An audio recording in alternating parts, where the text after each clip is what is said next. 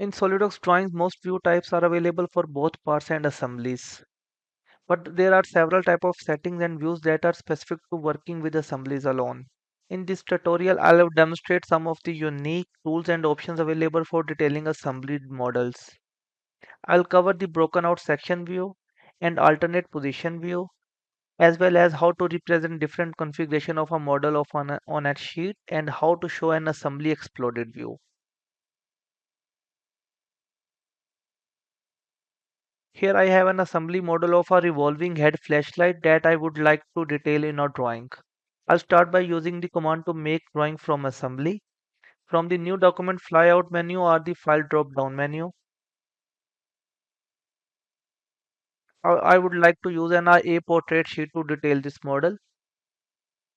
I will add my first view from a viewed palette in the task panel. The front view of the flashlight will be the primary view, so I will drag it onto the sheet with my left mouse button. Once I release the mouse button to locate the view, the projected view command becomes available for me to add additional views projected from the front.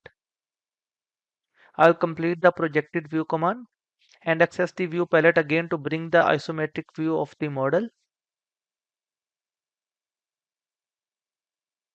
To keep my view organized, I'll rename them in the feature manager tree. This can be done using standard window functionally to slow left clicks on the text or highlighting the next and hitting F2 on the keyboard.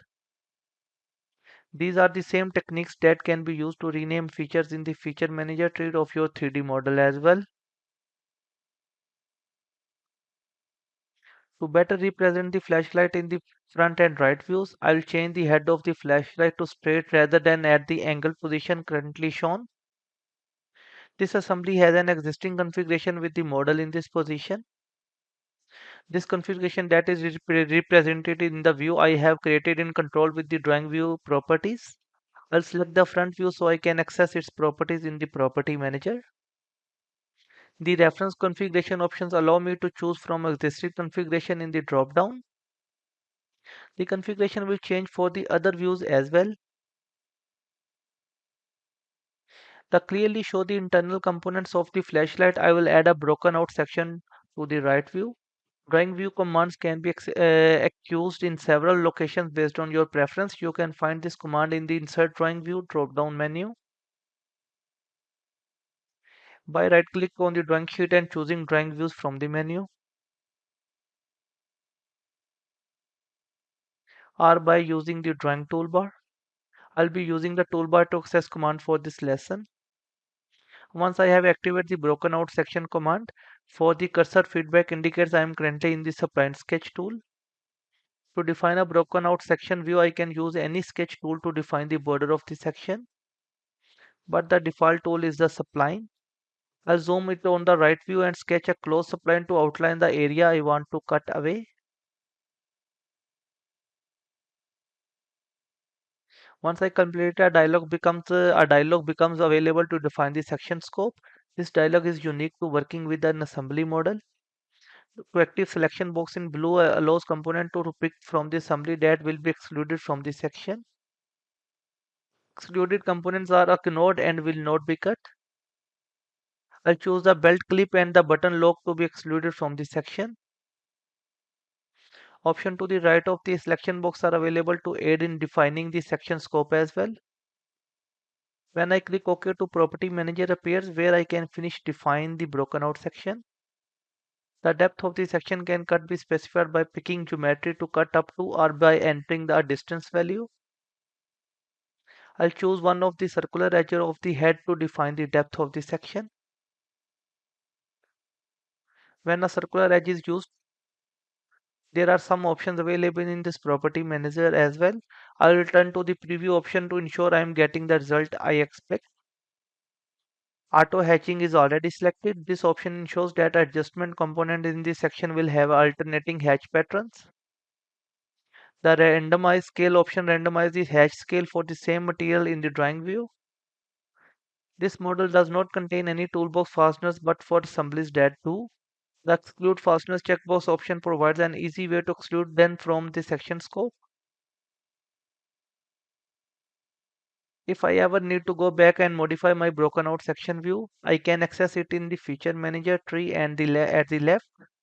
It appears here as child of the view where the cutout was made. By right click on the view listed here, I can choose to edit its definition or edit the sketch border. The next step for my assemblies drawing is to indicate the motion of the flashlight head using alternate position views. Alternate position views will overlay an existing view with the phantom view of an assembly in different position. This drawing view command is only available when detailing an assembly. I'll start by activating the command from the drawing toolbar.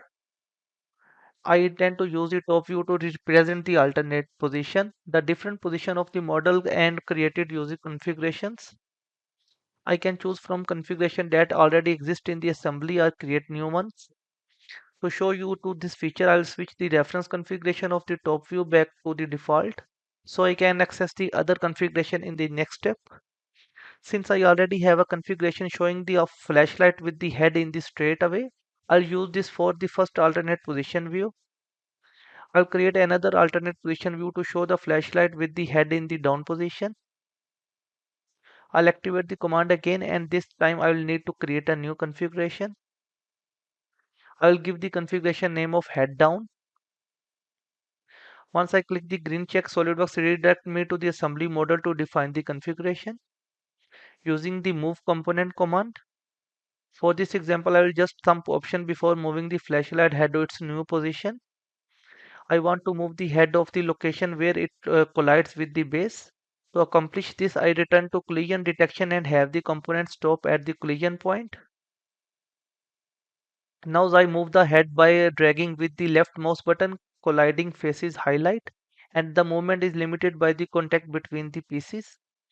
Clicking the green check in the move component command will be bring me back to the drawing document and will show the completed view.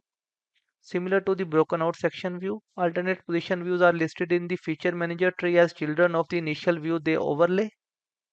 This can be modified from the right click menu or by modifying the configuration that is referenced.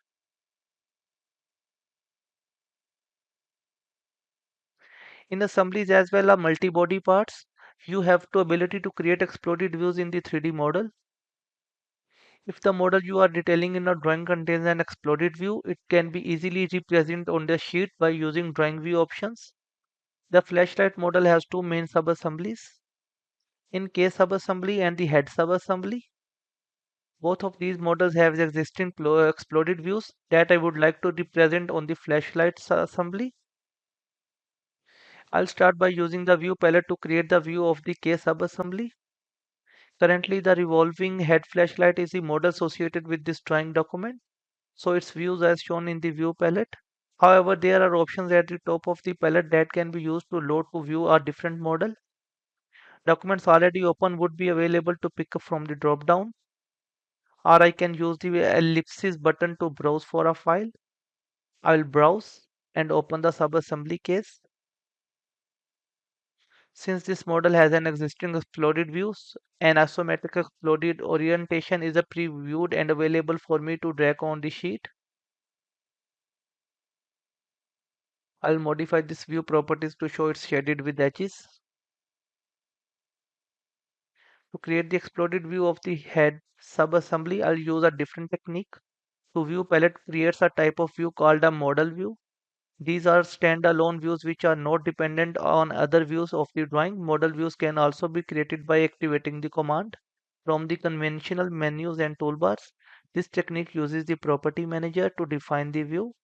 I'll first need to choose a model I wish to create a view of E. If open, it would be appear in the open document list, or I can choose the browse options, which I will do here.